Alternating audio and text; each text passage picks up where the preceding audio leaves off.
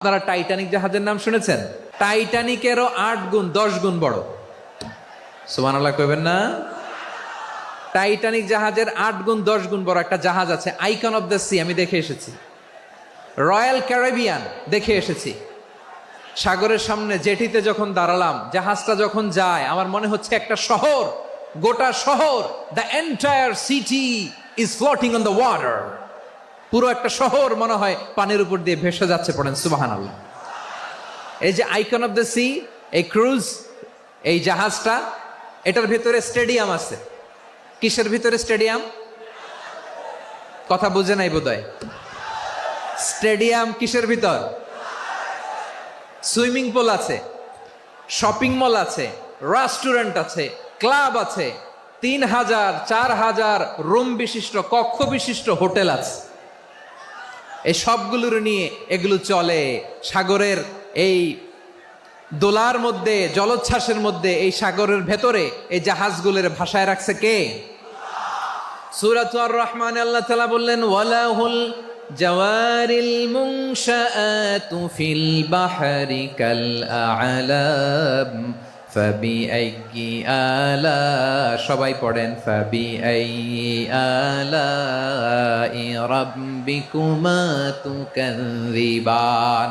পাহাড় সম বড় বড় জাহাজগুলো মাল বোঝাই করে সাগরের মধ্যে ভেসে বেড়ায়। এগুলো দিয়ে মালামাল বহন করা যায়, মানুষরা এক দেশ থেকে আরেক দেশে যায়। এই জাহাজগুলোর সাগরের ভেতরে ভাসায় রাখলো কে? এই আয়াতের ভেতরে আল্লাহ তাআলা সূরাত বানী ইসরাঈলের এই চমৎকার আয়াতের ভেতরে আল্লাহ তাআলা বেসিকলি মানব জাতির প্রতি তার 4টি স্পেশাল অনুগ্রহের কথা বলেছেন। কয়টি? 2টা বলে ফেলছি। 1 নাম্বার, ওয়ালাকাদ কাররামনা বানি আদম, আমি বনি আদমের সম্মান বাড়াইছি। নাকি মুসলমানদের? নাকি মুসল্লিদের?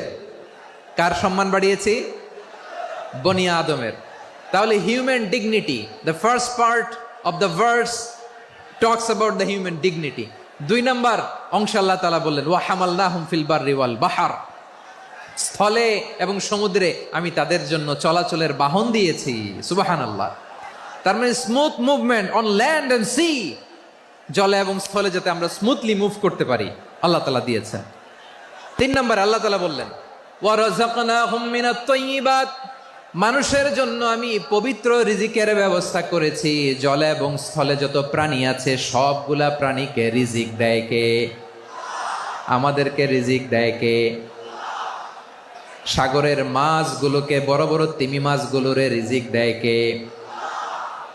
বাতাসের মধ্যে ভেসে বেড়ানো বড় বড় পাখিগুলো, স্ক্যান্ডিনেভিয়ান কান্ট্রি থেকে লক্ষ লক্ষ কোটি কোটি পাখিগুলো যে এক দেশ থেকে আরেক দেশে ট্রান্সফার হয়, এগুলোর রিজিক দেয় কে?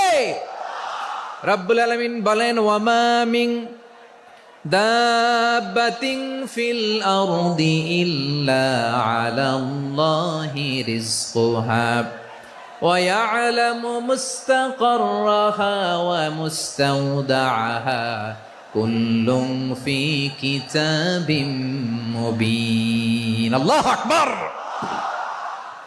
রব্বুল আলামিন বলেন, ভূপৃষ্ঠে বিচরণশীল যত প্রাণী আছে সব প্রাণীগুলোকে আমি আল্লাহ আমার নিজের কুদরতে রিজিকের বন্দোবস্ত করি।